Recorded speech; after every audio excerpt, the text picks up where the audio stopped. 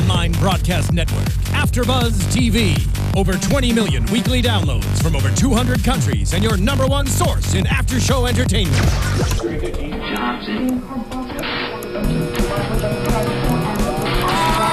AFTERBUZZ TV, the destination for TV superfans. Producing after-shows for over 300 of your favorite TV shows. Interviewing celebrities and showrunners. And bringing you behind-the-scenes exclusives. All thanks to E! Entertainment's Maria Menounos, producer Kevin Undergaro, and internet leader Akamai. Now, let the buzz begin! Tonight, on an episode of MasterChef that will go down in history as an episode of MasterChef. Two forces, bitter to the end, against each other in a final duel. Heart versus... Yeah, heart versus tongue. Heart versus... Leslie Gilliams versus Cutter Brewer in a match of the centuries. And guys, also Christian and Courtney are there. And also Christian and Courtney are there. Guys, thank you for tuning in. This is the MasterChef After Show here at AfterBuzz TV. We are covering Season 5, Episodes 16 and 17, Top 5 and Top 4 compete. We are now down to the final 3 of this season after 120 minutes of editing and commercial breaks. Yes. Just in time for next week's 120 minutes of editing and commercial breaks. But you know what? I can get through it all because of my Philips air fryer that you can buy at Walmart. Oh my gosh, we're not starting Pulling that out of 2 weeks ago. Guys, thank you for tuning in. I am your host, Stephen Lemieux. You can find me on Twitter at Stephen Lemieux, hosting this alongside. Couldn't do it without my 2 favorite co-hosts, Traci and Hi Zach. guys, thanks for joining in. Well, thank you for And joining. you're at That Zach Wilson and Traci ABTV. Correct, yes. Yeah, follow us on Twitter. Tweet us throughout the show because I have my laptop open. We'll be going over it. Guys, we will actually have Cutter calling in on the show. If you had seen our tweets, yeah, we've been promoting this all day. It's going to be cool to get his take on it because, honestly, a lot of people hate Leslie, but a lot of people have hated Cutter this entire season. I came around on Cutter. No, I like Cutter. I don't dislike Cutter, but like a lot of people have hated him. Yeah. And it's mostly editing has made him seem like kind of an oafish, and it's probably not even. It's just the way he speaks, which I know he's a great chef. It's just like the way they have edited the way he speaks makes people dislike him and make them think he doesn't deserve to be there. I think he did a really good job. These past few weeks, he really pulled it out. He's been doing consistently well. Even tonight, I didn't really know whether he or Leslie should have gone home for that final challenge, which we'll get into later, but It came right down to the end. it did. And surprisingly, I think honestly they sent Cutter home because Leslie's going to be better competition for Courtney and Elizabeth. Yeah. Just because of the fact that if Courtney and Elizabeth went in there against Cutter, I think they'd wipe the floor with him. Yeah, Leslie's a better chef overall, I think, so. Well, I appreciate that. Sure. Little nod to the end of the episode. All right, guys, so we open the episode with a gigantic mystery box. All their mystery boxes are empty, and what's the ingredient of tonight? Soylent Green. We're gonna be That's cooking. what I was We're gonna be thinking. cooking with people. So inside the box is Courtney's 6-year-old brother, Christian's fiance, Elizabeth's husband, Cutter's dad, David. He's my best friend with a mustache. And we find out that Cutter's dad is actually his stepdad. He married Cutter's mom, who was a single mom when Cutter was 5, which is pretty cool. Leslie's wife, and apparently they kind of switched roles because Leslie had 3 jobs and his wife was a stay-at-home wife, and they were just like, oh, well, she wants to work now, and Leslie wants to be a stay-at-home dad now, and that's kind of what spawned their relationship into what it is today. Is like everyone makes fun of Leslie for being a stay-at-home dad. It's like, well, if Yeah. it's a mutual thing, like, go for it. Right. Yeah, I mean, if you can just stay home and cook all day, more power to you. I know, and if you don't let yourself go, I mean, Leslie looks like he stays fit, like he's trophy husband kind of in a way. If you look at it, hashtag MC family. Oh, enough with The the worst. hashtags. They have the worst. Fox has the worst. Well, it's hashtags. like if you're gonna use 10 hashtags in an episode, they're never gonna trend. Yeah. Because you're gonna get like maybe 10 people like tweeting with the hashtag, and then you like search the hashtag and you get what, like 1 tweet, and like who's this guy tweeting about this? And 2 out of every 3 are like, Are they serious? Hashtag MC Family is a thing? half of the tweets are just like laughing at the hashtags hashtag. themselves, and then the other half is like the producer who's like, I create the hashtags, I'm totally going to use these. Yeah. Firing his employees. You're not using the hashtags. Get out. Exactly. So they want to make the family's favorite dish. Leslie's favorite wife's dish is an herb rack of lamb with beets, butter squash, and mushrooms. Cutter's dad says black and red snapper. I can't tell if his mouth is moving under that amazing mustache. Then we have Elizabeth. She's going to make meatballs and grits.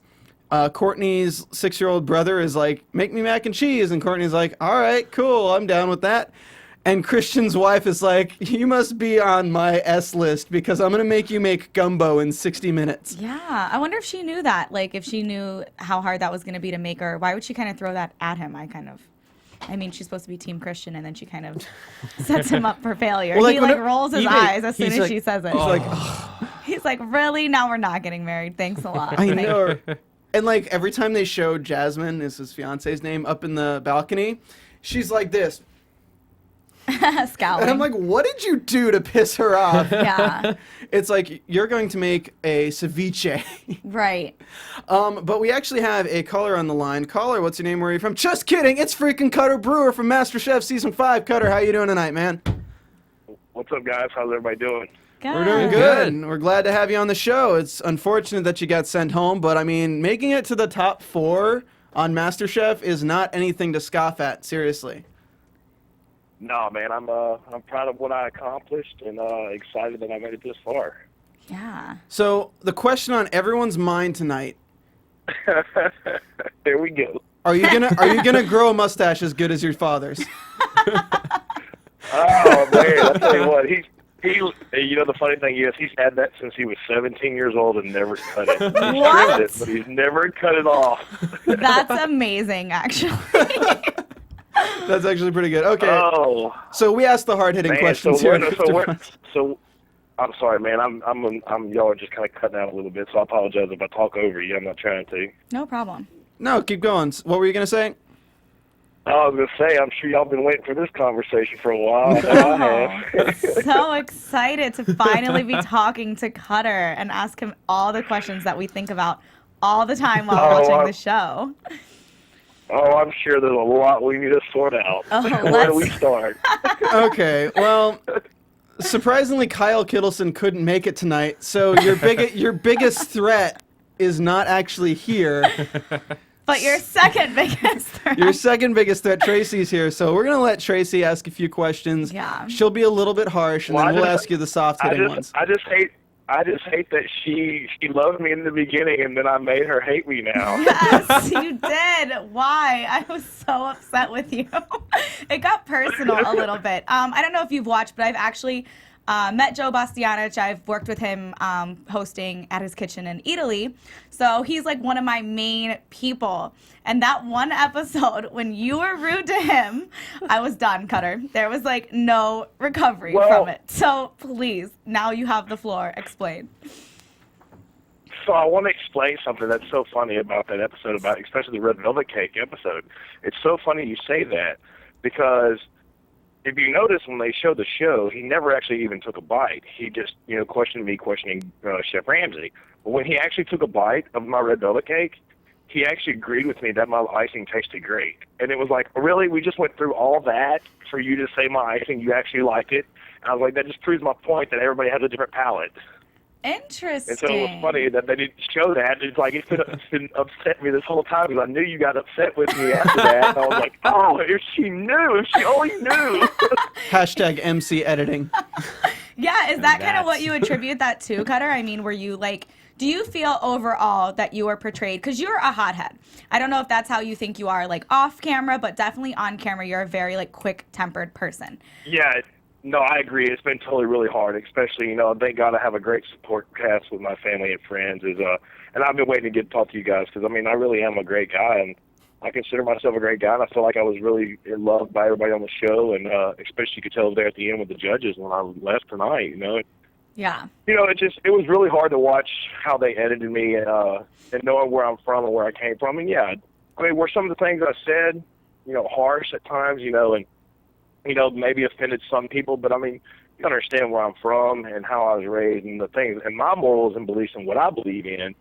And so a lot of times, that was the stress of the show and being around different people with different personalities and from different areas. Just because I'm an old country boy from Southeast Texas, I have a business degree. I own a company. I'm in the oil business.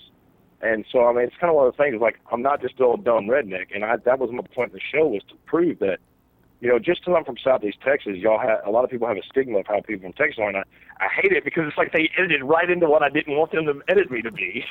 Yeah, exactly. Okay, well, that helps a little bit. That's a little bit of a recovery, I guess. So a lot of the people on Twitter are asking, do you truly believe that you're a better chef than everyone MasterChef?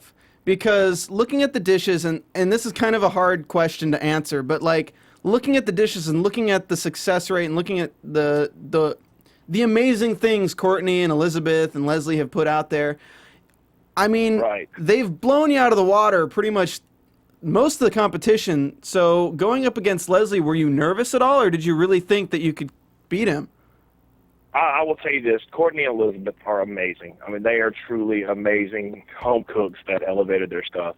I will admit that editing made for me and Leslie a lot because, I feel I was a better chef than Leslie. And I mean, I'll stand by that any day. I don't care what TV shows you.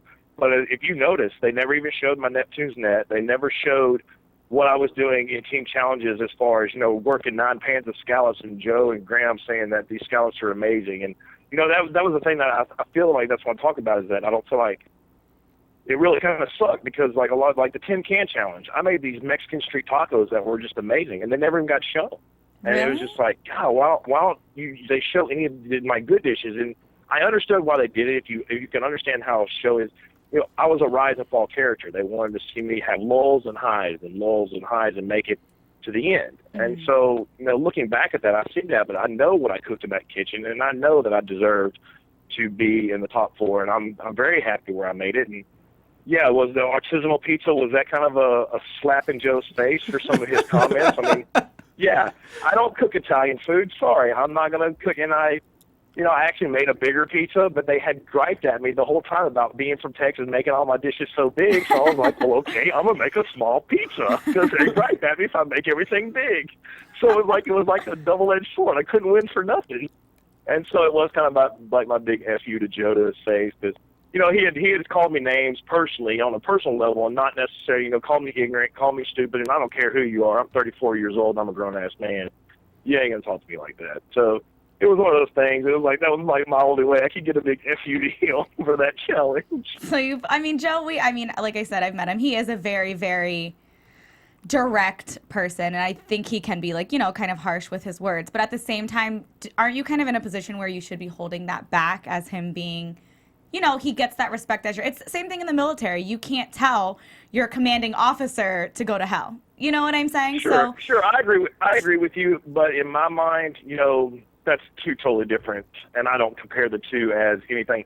Yes, was this a learning competition? This is a learning experience for me? Yes. Mm-hmm. And I will be honest with you. I mean, if you watch my actual gradual on the show, I do start being a lot more quiet, especially even in this episode. I was quiet. I kept my mouth shut. I learned from what they told me. And yeah, in the beginning, it's hard. Mm-hmm. I'm an outspoken person, and I don't have a problem telling anybody how I feel.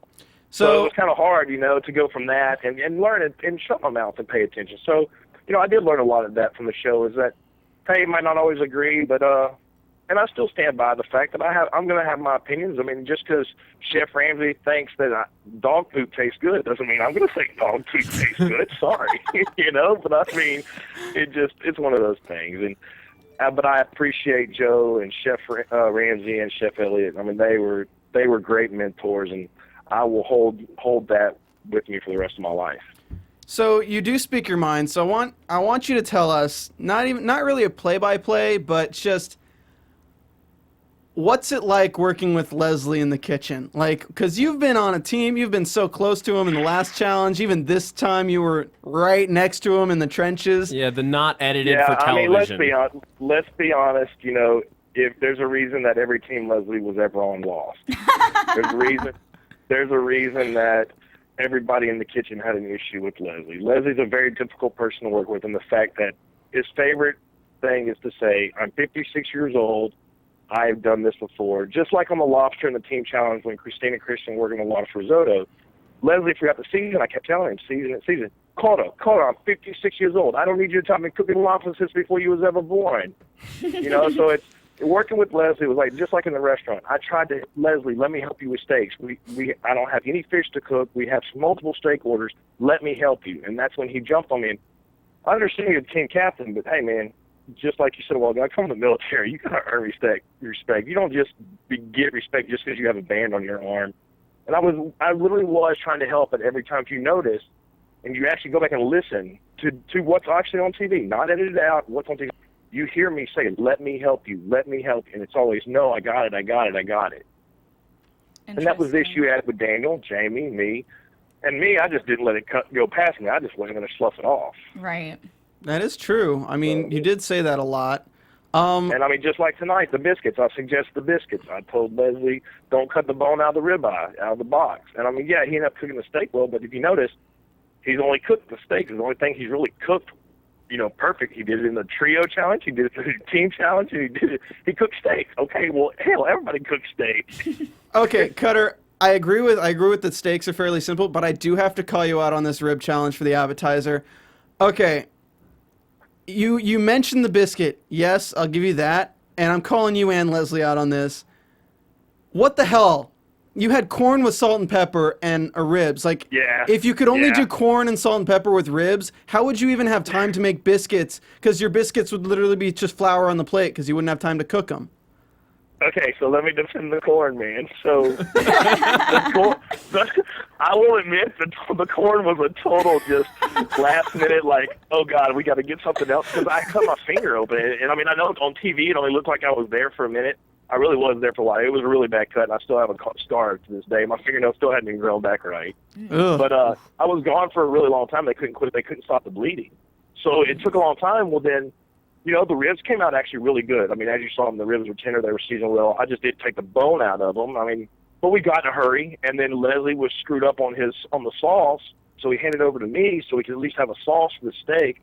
Well, then it was like, oh crap, we don't have any kind of thing to go with the ribs, so we were just like put corn together. Corn. Let's do corn. Yeah, we so got that was a joint failure right there.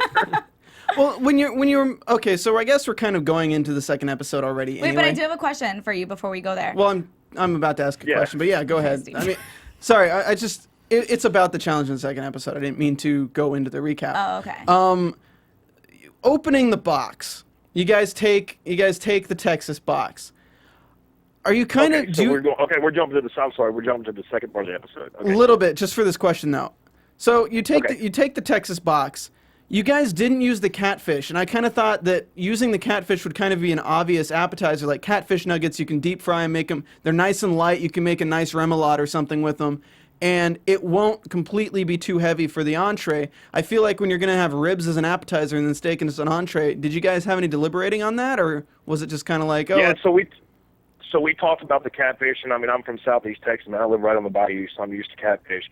We only had a certain amount of time, and that was a whole catfish that was going to have to be peeled, deboned, That's true. And cut up and everything. And so I made the decision not to use the catfish because it was just going to be too much. And plus, it's a trash fish, and a catfish is a bottom feeding fish, and I just didn't think that was an elevated way to bring in. And I knew I could show my skills more by making a great rub and a great sauce, which I used the grapefruits and the molasses for and made a great sauce, and Joe and everybody loved it. So, I mean, I feel like I made the decision going with the ribs on the appetizer just because time constraints and just my thoughts at the time. I mean, trust me, in that kitchen, it's so stressful and so many ideas go through your head and you're thinking, you question yourself every step of the way that you go. Right, yeah. You're going to say sorry, Traci. No, it's fine. I was just going to ask, just out of curiosity, when you get injured and you're off and the medics are attending to you, do they stop the clock? Like, what's going on during that? No. So the clock is still going, and Leslie's doing it, kind of holding down the fort. Yeah, he was kind of holding down the fort, and that's why I kept telling him to hurry, and Chef Ramsay was like, stop, you got to stop, we got to get it bandaged up, and we quit bleeding. I mean, it literally bled to 4 the medic's shorts were all bloodied and stuff. It was actually really kind of gross, and that's why I was like, but I was trying to hurry to get back in there to help Leslie. And I mean, the clock just keeps going. Wow. I mean, just part of the deal. That's interesting. I didn't know that. All right, so let's jump into the recap real quick. We're gonna, honestly, I'm just gonna rush through the first episode so we can get to the second episode that we kind of care more about. Cool. Top 3 for the mystery box challenge: Courtney with the truffle lobster mac and cheese. Joe says she made a perfect faluta, and Gordon thinks it's delicious. Christian makes seafood gumbo. Surprisingly, turns out really good. Elizabeth makes meatballs grits with broccoli rabe. And it turns out really good as well. The winner is Elizabeth. She ends up in the top 4 as being safe. And the elimination contest is that she gets the advantage of choosing what foods everyone has to cook. I was kind of feeling like Wizard of Oz vibes here. Like, Cutter's going to get the heart, so he gets the courage. And then we're going to have Leslie's going to grow some balls, so Leslie's going to get the balls. And then well, she did explain to us. She did explain to us what she actually said, and it was really funny. She was like, you know, Christian got the brain because he's one of the smartest ones in the kitchen, and Cutter has a heart the size of Texas, and Leslie has a tongue because he won't ever shut up. And then Courtney got the balls because she's used to having them in her hands.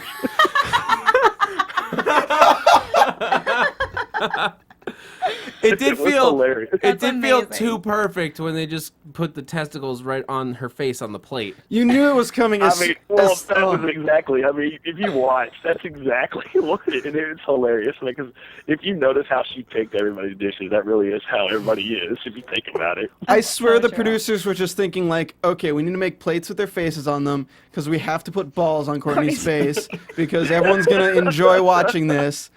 And it's not even like as viewers feel mean because like, you know, her background is like a dancer and all that Aerial dancer. stuff. Aerial dancer. But like Lower third says. just the whole fact of how they've built her up in the series, you know. Yeah. You just know they're going to put the testicles on Courtney's faceplate. Yeah. And you just... I asked Elizabeth if that was rigged, and she said no, and she actually got to choose. Yeah, we were wondering the same thing. We were like, I wonder if production did that, but That's not really a choice, though. Yeah. Let me be honest. Like, if you're Elizabeth and your biggest rival's Courtney and you know what her history is, you're going to put the balls on Courtney's face. I don't care which person makes that call. They're all doing the same thing. I'm super disappointed that Elizabeth, like Gordon, didn't hand it to Courtney and be like, the ball is in your corner. I was waiting for that the whole time. Well, she killed it. She did really good. She did. She Yeah. says, oh, and buffalo testicles, she says, this could become a mouthful. Thank you. Thank you, Gordon. Appreciate it. This could become a mouthful nobody wants to eat. So they have an hour to make the dish. Courtney, Joe says the testicles are the toughest, and Courtney says, I'm not afraid of it. Oh my God. Cutter, you make the poblano pepper with the ox heart. That actually sounded really delicious. I was kind of, and even seeing the dish, it kind of reminded me of a heart salad in a way. For some reason, like that's in a weird way. It looked like flank steak with heart. Your dish really had heart, Cutter. Hard on the plate. Yeah, it really did. Hey, thanks, man. It really did. Christian says that Gordon says that the brains are the hardest. He's making pasta. Christian is like effing this up all the way down to the pasta, dumping it in ice water. It looked kind of congealed and weird looking. Yeah. We get a nice little hashtag cooking brains. Thank you, producers of MasterChef.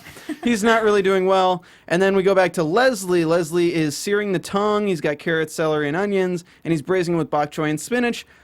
If you guys know, like, cooking, the easiest things from those 4 to make would probably be the testicles and the tongue.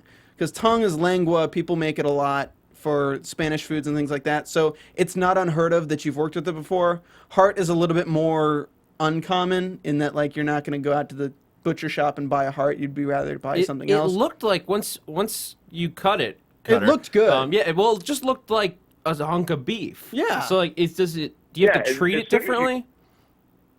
Yeah, as soon as you cut it open in half and spread it out, and then cut the arteries out of it and like the fat, you can. It actually looks like a steak, like a long skirt steak or something like that. What's it taste like? Chicken. It's a muscle. It's a muscle. It's kind of a heartier, thicker piece of beef. I mean, that's why you have to be careful how you cook it. And you kind of cook it like a fillet almost. where you kind of sear the outside but let the inside stay at a rare to medium rare. Does it have? Really is it's a tough, because I mean the thing about it, your heart's pumping, and so it's working all the time, and it's a muscle, so it's just getting bigger and stronger. Does it have that irony taste though that usually organs have if you don't cook them correctly? In some stuff it does, like in the ox it did, but like I shot a deer this weekend and I cooked the heart this weekend and it tasted great. That's super like heavy metal right there. I hope you know that, Cutter. Yeah, if you go look on my Twitter, I actually twittered a picture of it. It's like this antelope, African antelope that I went hunting for. It's legit, and I actually cooked the heart because I knew I was doing that on the show this week. So I was like, I posted it, and then I cooked it again. Oh my God. So then we go back to the judging of the ceremony. Christian has the veal brain pasta with tomato sauce. He didn't even put the cheese on, so basically it's just pasta with tomato and heart. He put raw oregano in the tomatoes, which usually you'd use like dried out oregano. Apparently the brains are cooked really well, but the tomato sauce is crazy, and it's the worst dish he's ever presented. Courtney, fried buffalo testicles, cooked pot of fur, and Gordon says he's never seen a testicle as glamorous as that. Thank you, Gordon. Apparently she nailed it. Graham says it's rustic and delicious. Leslie has the braised lamb tongue with spinach bok choy. He didn't trim the meat enough. Not nailed. And Joe says lots of garlic. And then we go to Cutter, and you have the ox heart with mushroom ancho chili sauce and chorizo poblano stuff with Graham saying it was cooked well, tastes good. And Joe says that the rub is something you should always keep in your back pocket. So do you keep rub in your back pocket, Cutter? Oh, God damn it. No, I keep a rub recipe in my army all the time in my pocket. Had you cooked heart previous to this? Excuse me, ma'am? Had you cooked heart previous to this? You're gonna have somebody else gonna have to Have say you what ki- she asked, because Have you prepared and cooked heart previous to MasterChef? yes, yeah, I'm an avid deer hunter, and so I've used it before. Gotcha. I mean- hunt wild game. One heart, same heart. I guess they're all kind of just bigger versions of themselves, right? I guess. So the judge's Yeah, I mean- decision, they bring all four to the front. Top two is Cutter, and best dish goes to Courtney, which means that bottom two are Christian and Leslie going home. Gordon stops him. They discuss some more just because I guess they need to fill up the 2-hour time slot. And they send Christian home. Gordon offers to invest in his food truck. Woo, crazy, amazing. All right, episode 17. Final four is now Cutter, Elizabeth, Courtney, and Leslie. Only 2 stations are set up because only 2 teams are going to be cooking. 2 teams of 2. Courtney gets to choose. She chooses Elizabeth, which I find is probably, even though she won, a bad decision in the end because of the way they working together. Elizabeth was really pissing me off in this competition, just letting you guys know. This is where we get the 4 boxes from 4 each states: Pennsylvania, New York, California, and Texas. Using the box they choose, they may have to make 1 app and 1 entree. Red team is Courtney and Elizabeth. They choose Pennsylvania, and then blue team is Cutter and Leslie, and you guys choose Texas, which seemed like the safest.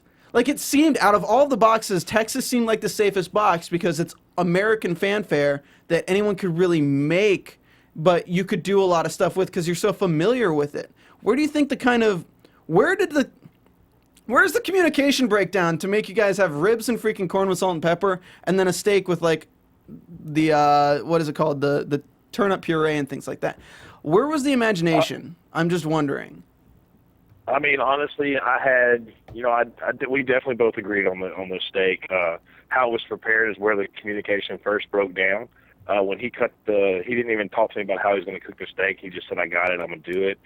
And he started before we even got all the ingredients out, he started cutting the bones off the steak, and I was like, "Oh my God, what are you doing? That's a bone-in ribeye. That's like the best part of the ribeye. What are you doing, man?" He's like, "Oh, you don't worry about me. You just take care of the appetizer," and blah, blah, blah. So, like then, and then when I talked to him about the biscuits, like a catfish and biscuits or, something, just, I was trying to brainstorm with him, and he just wasn't having it. And the communication just broke down from the beginning. And, I'll be honest with you, that's one reason that I pressed so hard on him about the Texas box was because, he made a comment, and stuff, and I just had in my heart a feeling in my heart that he wasn't going to put the effort into the team challenge as much. So I was like, well, we better go with the Texas box so at least I have a chance, because I don't think I'll have a chance with the California box, to be honest. I didn't know what was in there.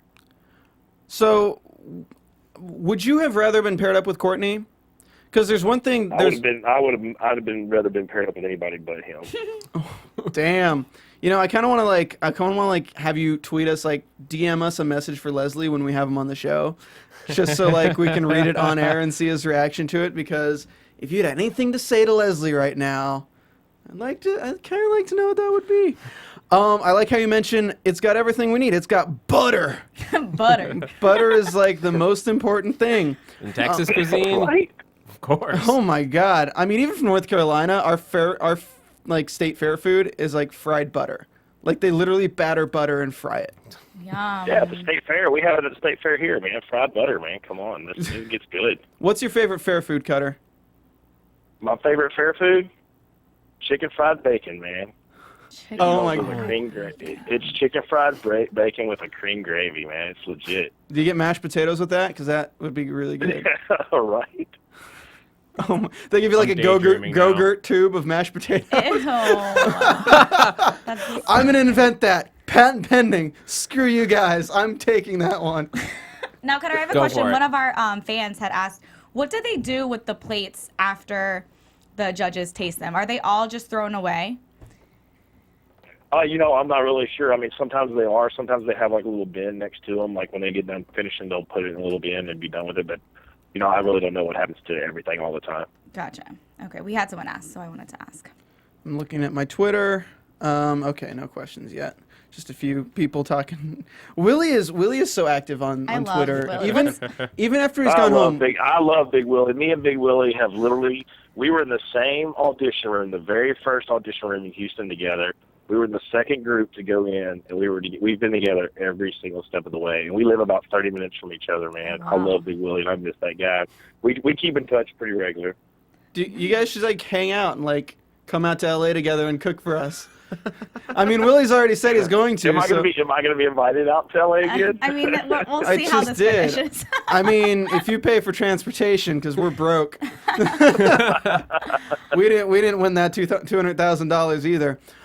Side note: who was the biggest upset?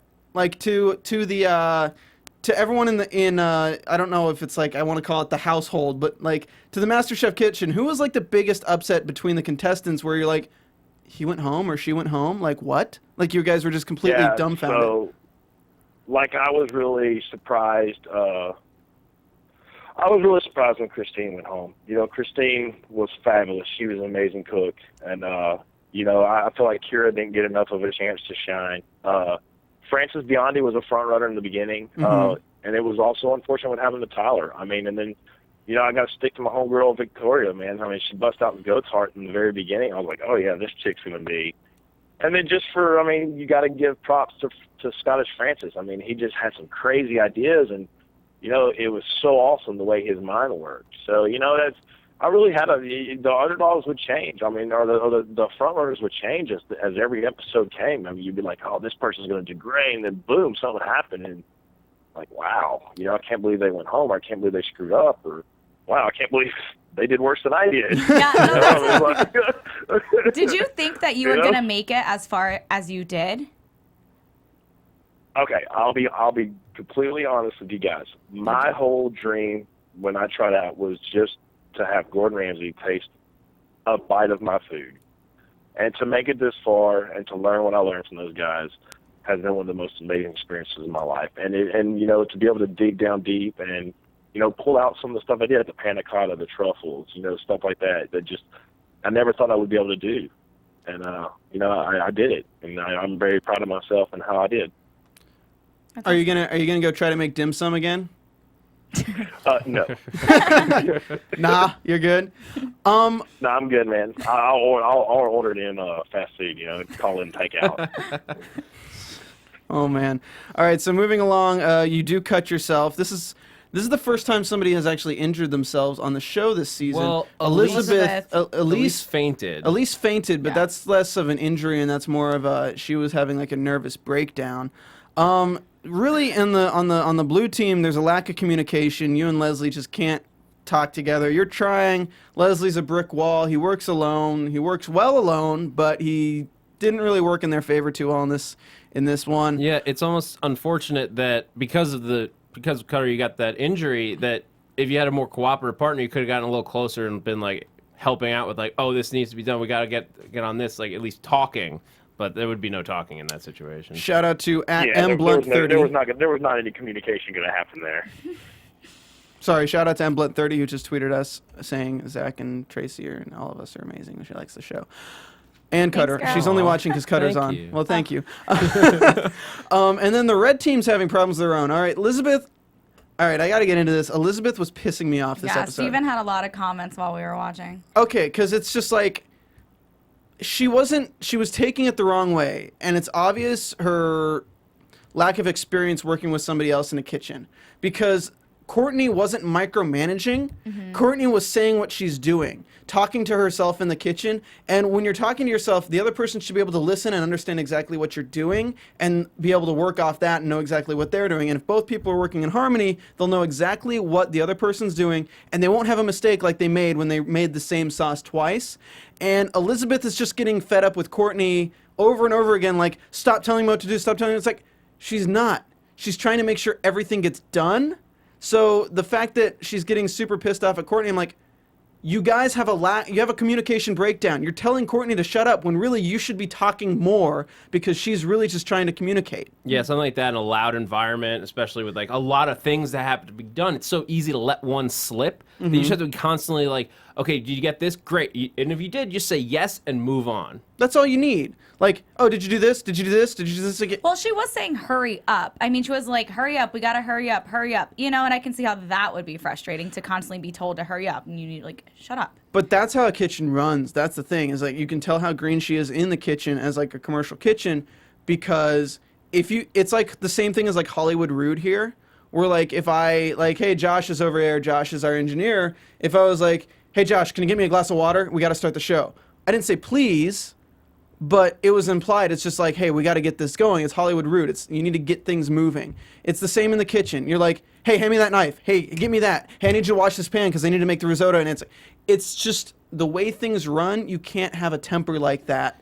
And that kind of hurts Leslie as well because he doesn't really understand that yet either. I think it just boiled down to she was taking it too personally. Exactly. When like Courtney's just like trying to get things moving along. She's in the heat of the moment too. It's not personal. It's just trying to get the job done. Let's get Cutter's opinion on this, what it's actually like in the kitchen and if that is helpful or not helpful. So I got to admit, it's difficult because I mean you're both trying to communicate, and in their situation, I feel for both of them.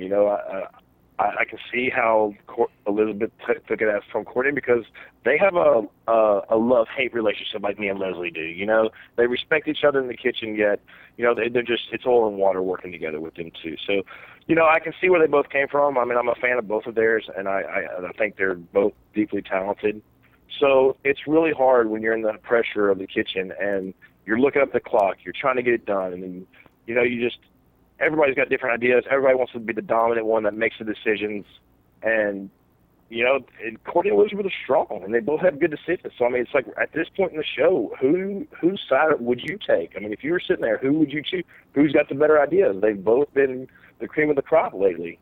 Mm-hmm. I think this competition was like oil and water versus oil and water. I really think if you had switched the teams, because I think with you and Courtney, I think if Cutter and Courtney were together on a team, Courtney would have been slightly micromanaging, but I think you work best that way, Cutter. I think you work best when somebody's telling you exactly what to do, not really exactly what to do, but more what's being done, and then you can bounce ideas. And I think Courtney would be more open to ideas like making the biscuits and things like that because you'd have that communication. And then I feel like if we put Elizabeth and Leslie together, Leslie could do the entree, Elizabeth could do the appetizer, and they probably wouldn't even talk to each other, but they'd both have two amazing dishes. So I think we would have a really... You've already seen Elizabeth and Leslie work together. I mean, Leslie was just basically did whatever Elizabeth told him. So, yeah, it would work great. And, I never had the opportunity to work on a team with Courtney except for one or two team challenges. And she's great every time when she was in the team. So, yeah, I mean, I think that you're very spot on that. I think me and Courtney would have been if you wanted the best out of all four competitors at the same time, the true best, I think that would have been the best matchup, me and Courtney versus Elizabeth and Leslie. I just think it's disappointing when you watch a show and you're at the top four and those are the dishes that go out. Yeah. Yeah, I mean, the judges made that clear to all four of us that they were not impressed that we were the top four, and they were not happy with any of our performance. Trust me, they were like, Courtney, Elizabeth, you won, but only just barely. It's the first episode I didn't get hungry watching. Yeah, sure. No, I totally agree. I think we all dropped the ball on the top 4. All right, so going into judging, the appetizer for red team is a pansia trout with poached pear and cheddar cheese with apple butter vinaigrette. Literally looks like a finger plate, and he says it looks like it's left over from a finger buffet. Weird combination. Yeah, I mean, you can use like ham with pear, but to do trout with pear, it's kind of really weird. So the trout's good. Apparently, it tastes like the performance, though, underwhelming. Graham says that plating-wise, that looks like the pear looks like the main part, but a pear is not protein, so what the hell are you guys thinking? Everything works except the fish makes no sense. Then for blue team's appetizer, you guys have ribs with the Texas rub and the grapefruit molasses glaze with corn and onion. Gordon says depressing corn, and that sounds like a really good name for a band. A really weird band. Hey guys, we are depressing corn with our new single. Salt and pepper. Oh man, Joe shakes your hand. No, Gordon shakes your hand, Cutter. Oh, we have salt. You saw me laugh. I knew he was being a smart ass, and I totally just played into it. Salt and pepper. Pepper. A combination never before seen on MasterChef Kitchen. This is some top 4 things right here. This is some top 4 cooking. If they use There was cayenne butter pepper, from the box in the corn. There was butter. Hey, you forgot to say there was butter. I seriously hope this corn wasn't canned. You guys, please, tell me you took it off the stock. We saw Yeah, they them. saw. They did. Okay. Oh yeah. We totally shucked it and boiled it and all that good stuff. All right. You know what's interesting? It would have been great if you guys had actually done half cobs instead of the niblets. Because you know what? That would have been a good idea. We could have fried the corn. That would have been awesome. You could have fried the corn. You could have had a little bit of a glaze that went with the ribs and the corn. And you could have had it kind of be like a finger plate and actually sold it off as a finger plate because you have ribs with the bone in and you had the corn on the cob. That would have been good. Ah, damn it! Now I'm hungry. Yeah. Oh, Well, sorry. maybe you should try out for MasterChef Season 6. Yeah, we keep telling him, but I don't have the skills anymore. I mean, if they still teach you, if they teach you a lot in the kitchen, I'm kind of tempted. But I got my job here at AFTERBUZZ TV. Can't do that. yeah. Oh, We're gonna well. get you where over we there at? in October. Where are we at? All right, so Cutter keeping us on topic. Yeah, Cutter just yelled at us for What? getting No, distracted. y'all just breaking up. I didn't know if I missed Oh no, we're just side talking. All right, so the entree for the red team is the seared venison medallions over mash and apple butter. Gordon says, finesse, looks good, well-cooked, sauce is delicious, the mash is gross, though. Joe says the venison is good, no veg component, though, and no collaboration. I'm disappointed in you two. And he's like, do you guys notice that Graham always does this, and this isn't, Joe was just talking, but Graham, whenever he tries something, it's like he does that with his head. It's just Graham. So what looks Steven's the- doing is putting his head up towards the ceiling like he's thinking about what's in his mouth. No, I swear, I wonder if Graham goes to a restaurant and orders something on the menu, and every single bite he takes, he just takes it and Smells it, eats it, and looks up. and then another bite, Yeah. takes a sip from his Coke. I just can't imagine him eating any other way. Going back to the blue team, the entree is the ribeye steak with the potato and carrot and puree with a red wine reduction. You guys were having some trouble with the reduction in this cooking challenge. So tell me what the whole controversy here was, because I didn't quite get it. Apparently you threw away the bones that he was boiling down in the pan or something, and he threw you under the bus hardcore. Yeah, so what happened was he cut the bone, like I told you, he cut the bones on the ribeyes, but then he starts making this sauce, trying to reduce down the fat, whatever. So I'm over there cooking the appetizer when I cut my finger. Well, we literally only had 8 minutes left, and he can't get the sauce, dude. So I'm like, do you need help? He's like, well, here, do this sauce. I got to finish the steak. I said, okay.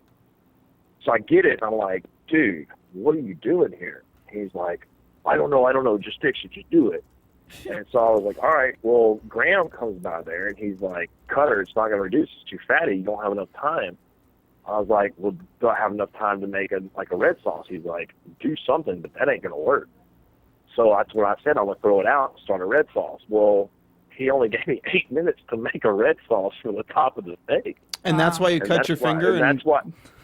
No, that was after. That was My after, finger was okay. way before that.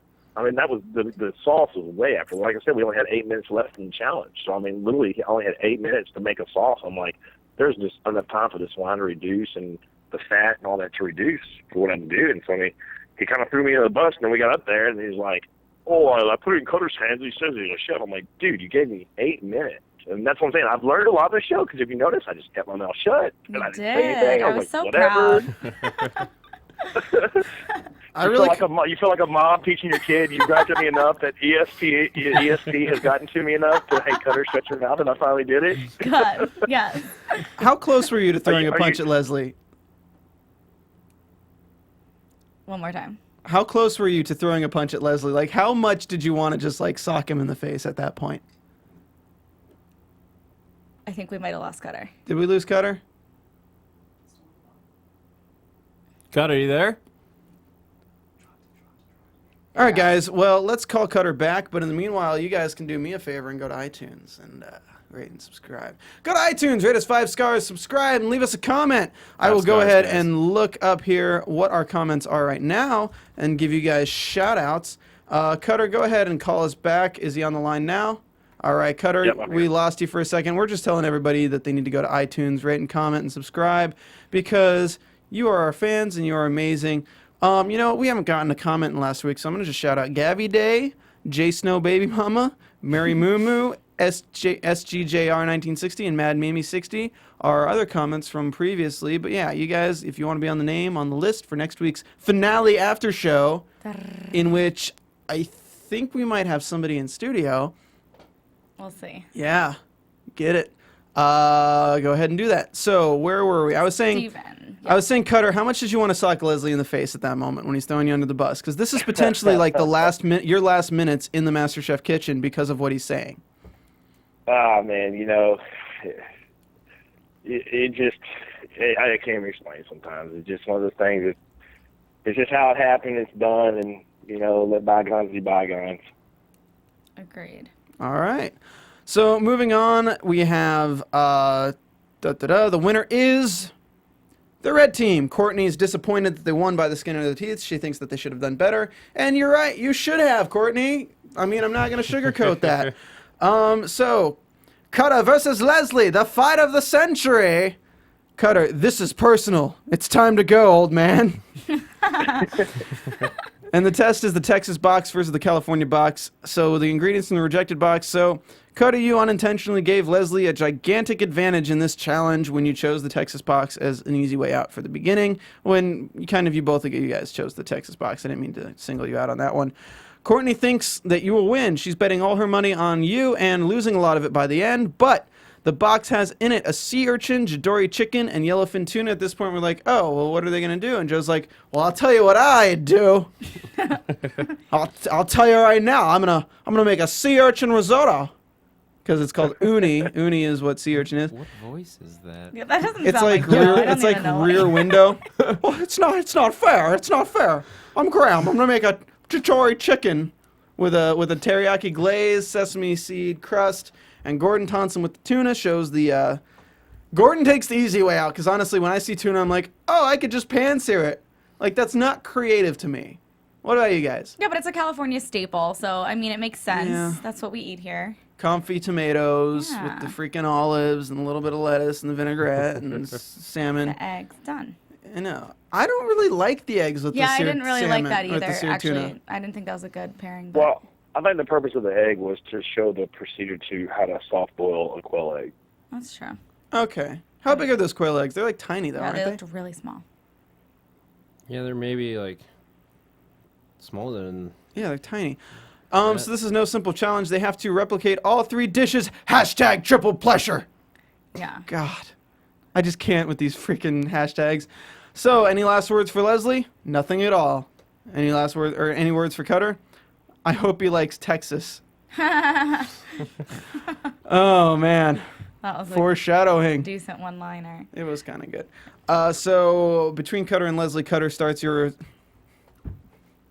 I can't. What? Starting your risotto is the first thing you make, Cutter. Come on, man. Are you there? Dude, I had never cooked a risotto ever in my life. 0. How do you go on a Gordon Ramsay show and not like beforehand be like, I have to learn how to make risotto. I'll admit, I didn't prepare for this like I thought I should. I'm like, and Daniel. I tried to perfect my dishes that I knew, and I had never even seen the show before. Like, I had to go back and watch season 4. Wow. Oh man, I've actually never seen the show before this season. Really?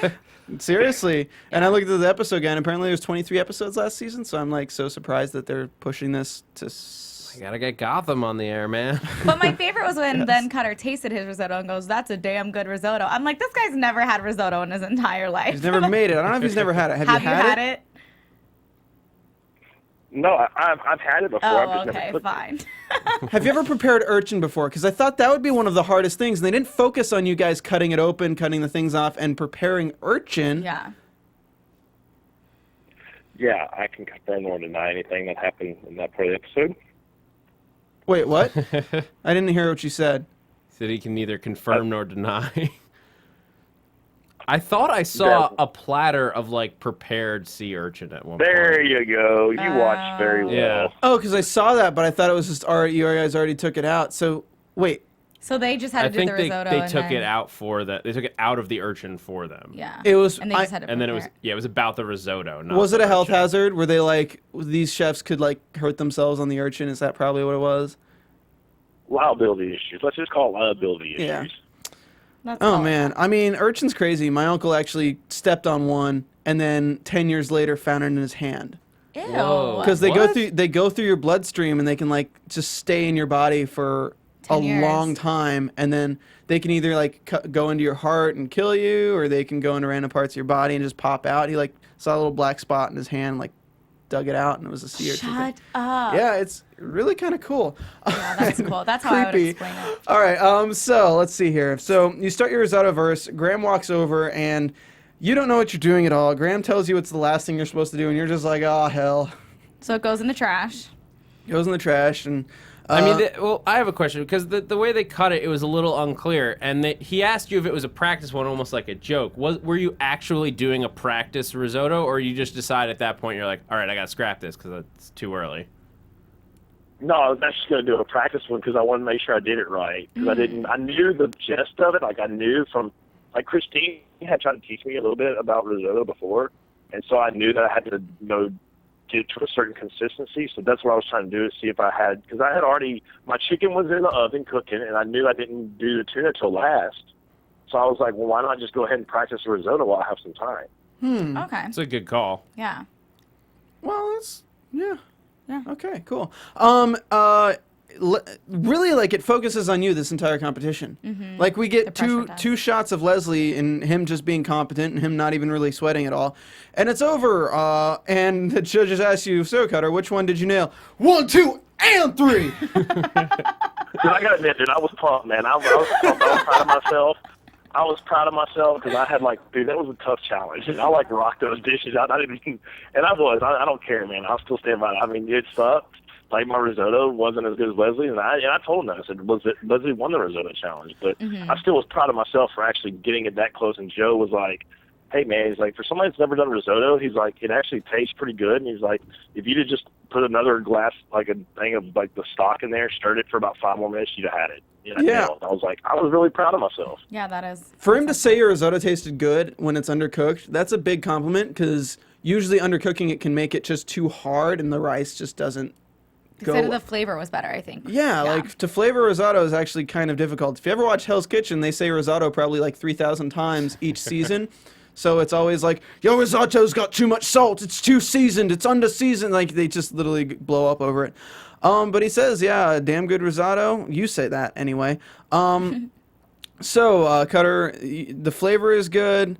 For Leslie, they ask about the wine, and he just walks away without another word. It's he walks up to Leslie, so, how much wine did you use on this again?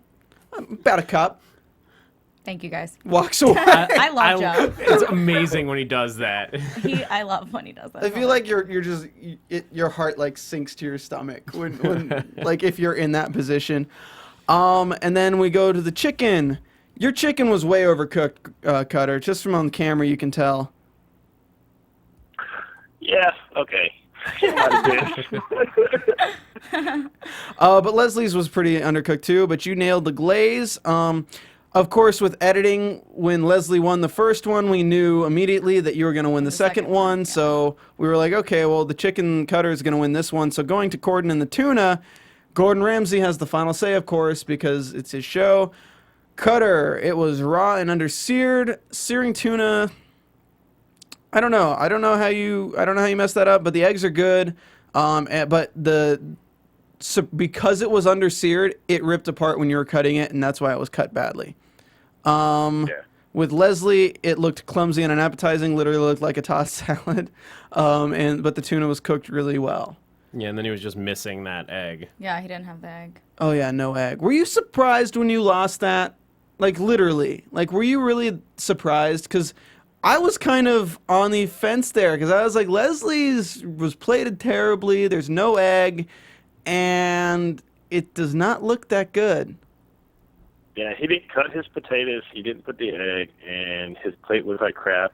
And honestly, I know my fish didn't look like it was cooked. But if you go back and look at Gordon's salad and compare it to mine, it actually looks just like his. So that's why I was like upset. So yeah, was I upset? Of course I was upset. Yeah. Because I was like, dude, I nailed it. It's supposed to be a replication. And if you notice, they said it twice: replicate. Mm-hmm. Yeah. And that was a replication challenge, and mine was a true replication. Yeah, So yeah, I was upset.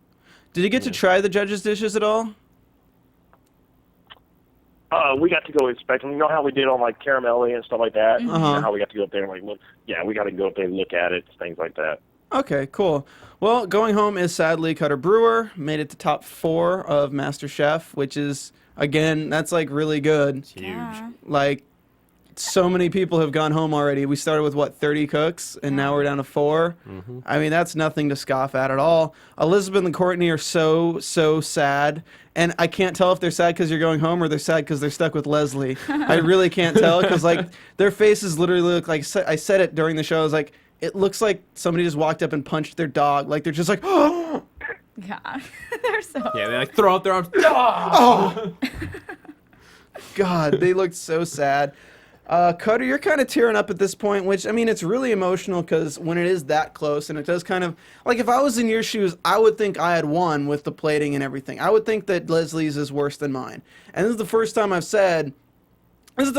probably the last time I'll say it, is Leslie looked like he deserved to lose that challenge. Like, honestly, from a viewer standpoint, Leslie looked like his dishes deserved to lose.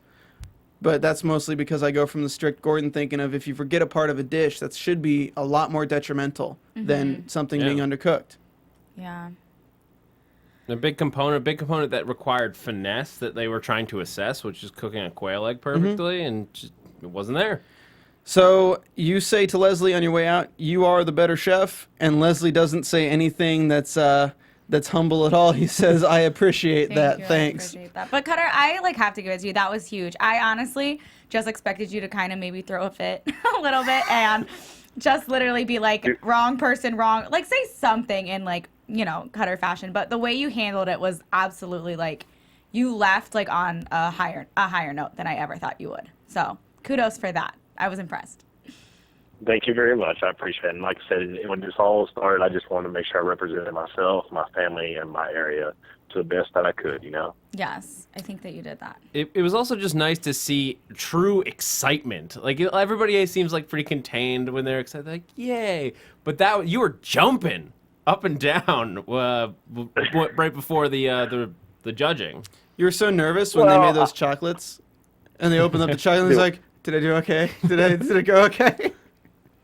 The truffles. Well, I like to keep it entertaining for you guys. So, I was true to my personality, man. That's really how I am every day of my life. I live life to the fullest, and I take every experience and every moment and just live it out.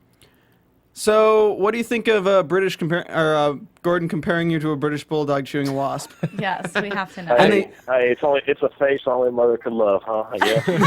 Have you been hearing that from your friends and family? They're just calling you a bulldog. I think that's messed up. Oh, come on now. This whole good-looking country boy from Texas. Blondie had the hots for me until my attitude pissed her off. Blondie. Blondie? Is that's Christine? No, he's talking She's about me, Traci Steven. over here. I'm talking about. Oh, she knows what I'm talking about. Because I ain't gonna lie, I had the hots for her. I was like, ooh, she's hot. I get to talk to her. The fact she jumped to that quickly means And then she that started it's hating probably on me, and I was mutual like, a little God, bit. This is gonna be awkward. No, like I said, you left on a very high note. That was like you proved yourself. I got you, Cutter. I'll pass your number to her. Oh god. I was gonna say another thing, and I'm trying to think. Who do you think is going to win MasterChef season 5? Whew, man. I'll tell you what, man. It's gonna be fun episode next week. That's all I can tell y'all. That means you know who won. We don't could you? see him in the Yeah. background of the announcement. Shut up, guys! I'm trying to keep the suspense up. Okay. God. I have one question though. Did anybody think that Leslie, when you were leaving, did anyone else think he looked kind of like devilish up there with his like really Yeah. clean like suit, and he's just got his hands like in that perfect like He- Mr. Burns fingers thing? He looked like the guy that when you like want to sell your soul to the devil, like appears out of a poof of blue smoke and is like, well, what am I gonna get for it? What am I gonna get your soul? Okay. What do you want? Like, Courtney and Elizabeth although stood like 2 feet away from him. Yeah, they're like, congrats. He's like, thanks. It was funny. Leslie has a future in reality TV. I'm gonna just Lovely. tell you guys that right now. He has a future in reality TV. Yes. Do you know where he comes from? Yes. Yes, we do. Living with That's funny. Leslie. no. So let's see. Do you guys have any more questions right now? I want to give Cutter like just a minute to kind of Reflect, say yeah. anything you want to say about this season. Anyone in the house, shout outs, or if there's like something you remember in particular that you're just like you want to kind of clear the air on, because I know a lot of the episodes they didn't really. I mean, you were tweeting me 2 weeks ago about how it's kind of like they're giving you a bad rep. Like, clear the air, Cutter, because you're on the AfterBuzz TV after show for MasterChef, and you went home. So I don't know if we only have one episode left. I don't know if we'll hear from you again this season. So go for it. All right. Well, I just want to tell y'all first of all, it's been a pleasure listening to you guys every episode, man. It's but I will say, I feel like I did my best to represent who I am as a person, my family, my friends. I appreciate the chefs and Joe for their time that they invested in me, and it's been an amazing experience. I look forward to the doors that I've already started opening because of this experience. And, like I said at the end of the show, you learn from the past, you live for today, and you dream about tomorrow. And with this show, I got to live out one of my dreams. And, we'll just see where the road takes me from here, Yeah. Well, we So like I definitely say, wish guys, you. I'm glad y'all had fun at my expense. But, Oh. I'm glad we could come to terms. And, it's good to laugh. It's good to laugh with you guys. Yes. Do you have anything in the works now? Do you have any like projects you're working on, or like I'm plans? very big into charity. I've already started doing some charity events since I've been home from the show, and I did a thing with JJ Watt the other day for his foundation. I do some other big charities here at home, and so that's really what I'm focused on right now. Is I've started a little side, private in-home cooking class, I guess, where I go in with like 6 to 8 people and teach them how to elevate their dishes and pair it with wines and use the kind of the wild game feature to it. So take like a basic BLT and use a pork belly with a fried green tomato and a quail egg. I love it. awesome? That's awesome. So I have learned a lot, and I appreciate it. And, hey, who knows? You might see the face of Cutter Brewer pop up back in California one day. Y'all might be sitting in my restaurant going, who'd have ever thought this? I'll be walking through like a Trader Joe's and see the Cutter Brewer Texas steak rub, and I'm gonna be like, I want to try that. And Yeah, it's gonna be shaped like it's gonna be a packet, and the front will be like a back pocket. Because he kept You, bringing it you back. can totally make that packaging. It's going to say, ain't going to lie, it's good. Well, Cutter, I want to thank you so much. And if you remember what Willie said on the episode he went out on, attitude determines altitude. And I think you have a great attitude towards everything. And I think it's going to really take you far in life, even outside MasterChef and even through everything that you go through, especially, now that you've done MasterChef, especially with the ladies. You already got one in the studio right here who's just going gaga. So I again want to thank you guys. Thank you so much for tuning in. Fans, you gotta follow Cutter on Twitter at MC5Cutter. Any last words before we cut you off? No, we'll say goodbye. Good job. Nah, man, I appreciate it, guys, and y'all enjoy the rest of the season. Thank All right, you. man. We wish you Thanks, the Cutter. best. Go Thanks put for down your calling. apron and see you later.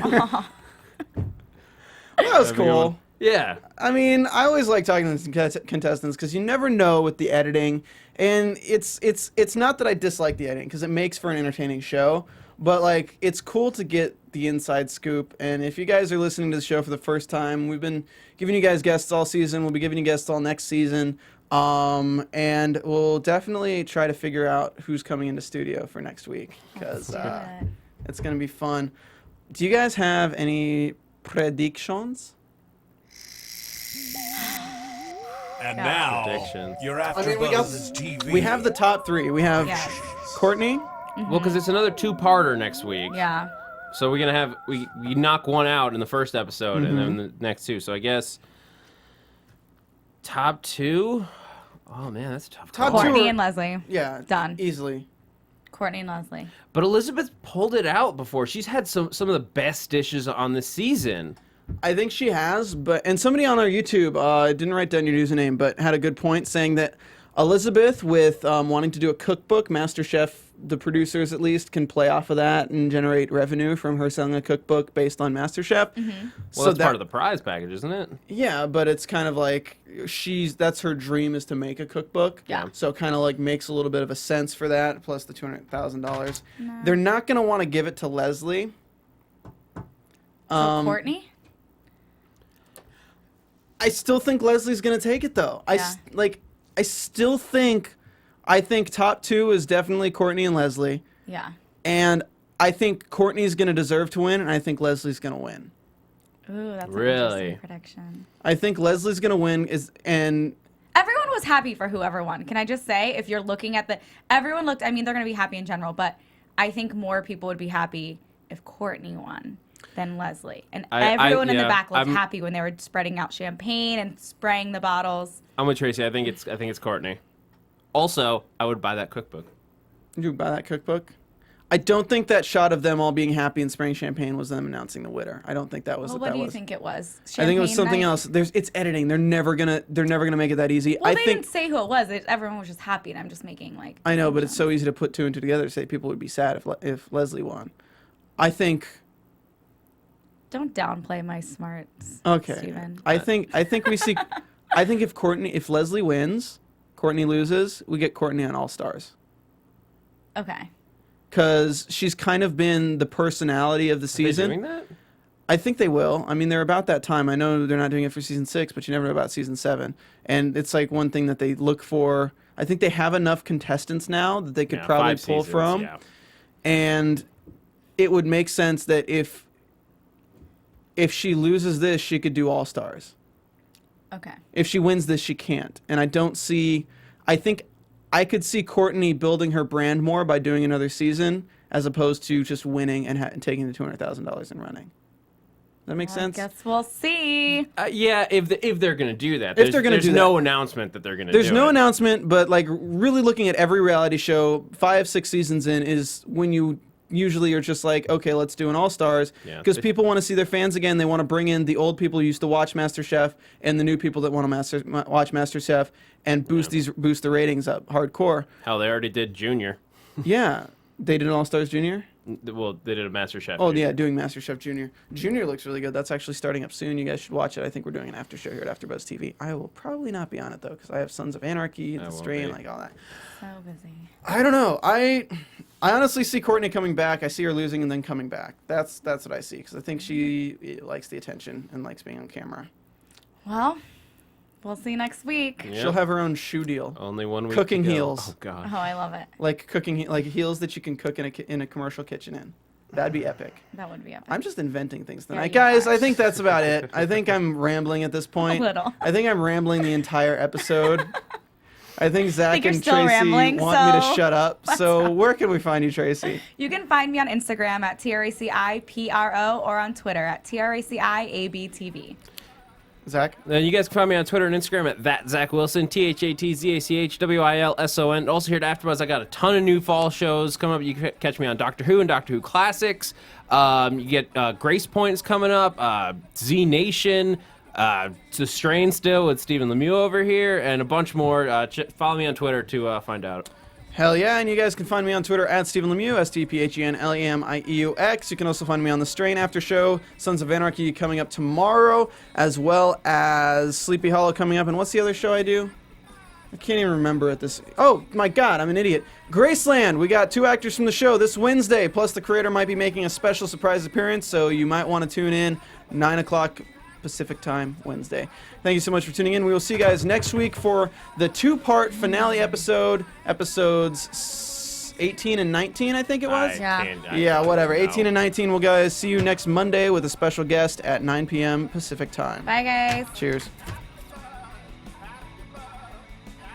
From executive producers Maria Menounos, Kevin Undergaro, Phil Svitek, and the entire AfterBuzz TV staff, we would like to thank you for listening to the AfterBuzz TV network.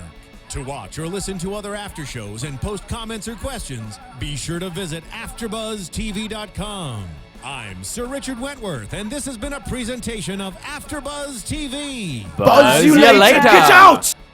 The views expressed herein are those of the hosts only and do not necessarily reflect the views of AfterBuzz TV or its owners or principals.